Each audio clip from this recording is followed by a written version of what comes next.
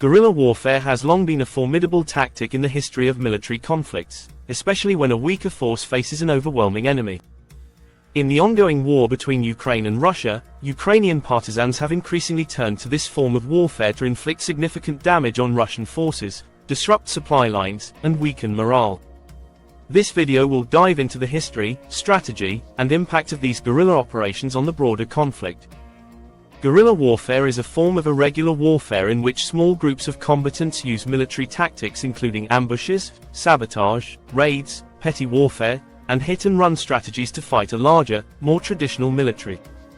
The term guerrilla comes from the Spanish word for little war, first coined during the Peninsular War between Spain and Napoleonic France in the early 19th century.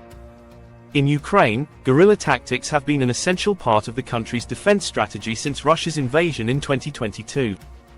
Ukraine's regular army and its international supporters are often the most visible part of the conflict, but are lesser-known, highly effective forces operating behind enemy lines.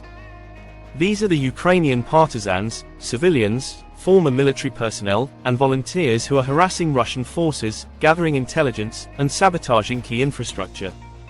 Ukrainian resistance did not begin with the 2022 invasion. The seeds of modern Ukrainian guerrilla warfare were planted in 2014, after Russia's annexation of Crimea and the start of the conflict in the Donbas region. At that time, various paramilitary groups and volunteer battalions arose to support the Ukrainian military.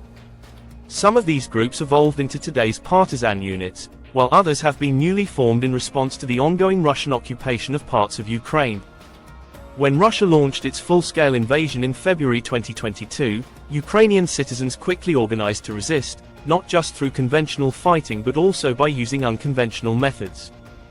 The Ukrainian government recognized the importance of irregular forces early on, even training civilians in sabotage and guerrilla tactics, often drawing on historical precedents from Ukraine's experience during World War II and its insurgency against Soviet rule in the post-war years. Unlike traditional armies, guerrilla forces operate in small, decentralized units. This structure allows them to be highly flexible and difficult to target. In the context of the Ukrainian conflict, these units consist of volunteers, many of whom are former soldiers or civilians who have received training in basic military tactics. These groups may include men and women, both young and old, who know the terrain and have the motivation to defend their homeland. What sets these Ukrainian guerrillas apart is their intimate knowledge of local geography and communities. They blend into civilian populations and can strike with little warning, making it difficult for Russian forces to predict when or where an attack will occur. This advantage is critical in a war where front lines are constantly shifting, and territory changes hands frequently. One of the most effective ways Ukrainian partisans are harassing Russian forces is through sabotage. Sabotage can take many forms, from blowing up bridges and railways to damaging communication lines and key infrastructure. These acts of sabotage have two primary goals: to disrupt the movement of Russian troops and supplies, and to undermine the morale of the occupying forces. For example, Ukrainian partisans have been responsible for damaging Russian supply convoys and attacking rail lines that the Russian military relies on to transport equipment and reinforcements. Given Russia's reliance on logistics and long supply chains, these attacks are crucial in slowing the momentum of Russian advances. Sabotaging fuel depots and ammunition dumps has also created significant headaches for Russian commanders, who are then forced to divert resources to protect these assets. In addition to sabotage, intelligence gathering plays a significant role in guerrilla operations.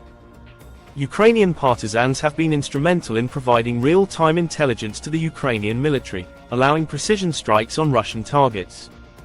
By leveraging the knowledge of local populations, partisans have been able to relay vital information about Russian troop movements, supply routes, and even the locations of high-value targets like ammunition depots or command centers.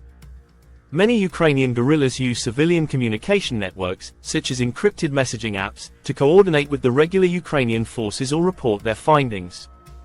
This intelligence is critical in allowing Ukrainian forces to launch targeted attacks that disrupt Russian operations with minimal collateral damage. Guerrilla warfare isn't just about physical attacks, it's also about psychological warfare. Ukrainian partisans have engaged in a campaign to sap the morale of Russian troops, creating a constant sense of fear and uncertainty. When occupying soldiers don't know where the next attack will come from or whether the civilians they interact with might be part of the resistance, it can severely impact their effectiveness and resolve. Propaganda is another tool in this psychological battle. Leaflets, graffiti, and social media campaigns are often used to convey messages to both Russian soldiers and local civilians, encouraging the latter to resist collaboration and the former to abandon their posts or surrender. In some areas, Ukrainian partisans have even conducted operations where Russian soldiers' uniforms are stolen and used to spread confusion among Russian ranks. These tactics of psychological warfare are especially effective because they target the individual soldier's psyche. The possibility of being ambushed or attacked by partisans at any moment puts immense pressure on Russian forces, reducing their effectiveness and discipline. Several high-profile operations have illustrated the impact of Ukrainian guerrilla tactics on the war. One notable example occurred in the occupied city of Melitopol, where Ukrainian partisans have repeatedly targeted Russian authorities and collaborators. In June 2022, partisans allegedly orchestrated an attack that killed a senior Russian installed official in the region, a clear demonstration of their reach and capability. Another key operation was the destruction of rail lines in the Kherson region. Ukrainian partisans, working in coordination with the Ukrainian military, successfully destroyed rail infrastructure that Russian forces relied on to resupply their units. This act of sabotage contributed to a significant slowdown in Russian advances in southern Ukraine, buying valuable time for Ukrainian forces to regroup. In areas like Crimea, where Russian forces have long had a presence, partisans have also engaged in sabotage aimed at Russian military assets, including airfields and ammunition depots. These operations are often conducted in coordination with Ukrainian special forces, who use the intelligence provided by partisans to carry out precision strikes. Despite the successes, guerrilla warfare comes with its own set of challenges and risks. Partisans operate in hostile territory, often without the support of regular forces. If captured, they are treated as illegal combatants under international law, meaning they could face severe reprisals, including execution. The decentralized nature of these units also means they often operate with limited resources, and communication with the main Ukrainian military is not always seamless. There is also the issue of civilian collateral damage. Guerrilla fighters blend into civilian populations, and their operations sometimes lead to reprisals from Russian forces, who may respond by punishing the local population or engaging in indiscriminate attacks. This creates a dangerous dynamic, where civilians are caught between supporting the resistance and protecting themselves from potential retaliation. The success of guerrilla warfare in Ukraine hinges not only on the partisans themselves but also on the broader civilian population. Civilians in occupied territories have played an active role in supporting the resistance, whether by providing food, shelter, and medical supplies to partisans or by gathering intelligence on Russian movements. This civilian support is reminiscent of past insurgencies, where the local population became a crucial element in sustaining guerrilla campaigns. In Ukraine, the vast majority of the population remains fiercely loyal to the government in Kyiv, and this loyalty manifests in various forms of resistance. From passive acts like refusing to cooperate with Russian authorities to more active roles like hiding weapons or facilitating attacks, the civilian population is a vital part of the guerrilla effort. While guerrilla warfare alone cannot win the war for Ukraine, it plays an essential role in shaping the battlefield and weakening Russian forces.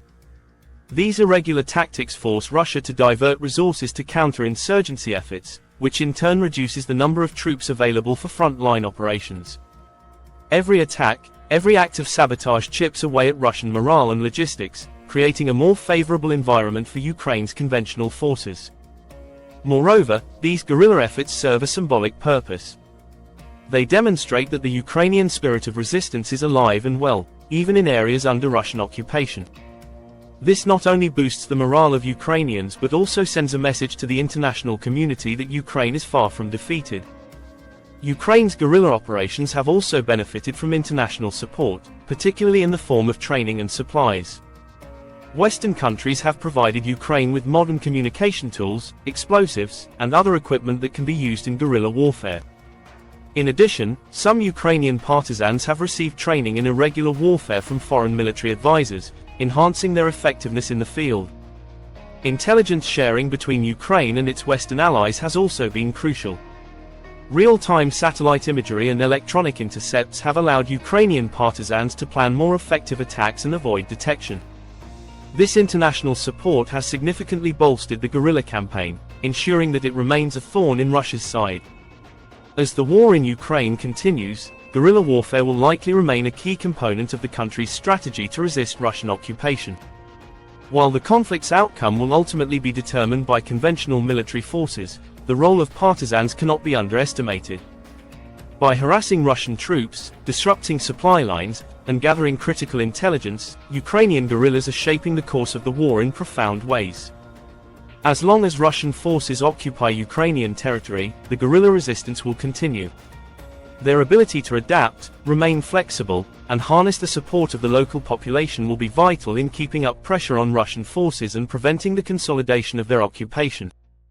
The story of Ukraine's partisans is not just one of military strategy but of a people's determination to fight for their sovereignty and freedom.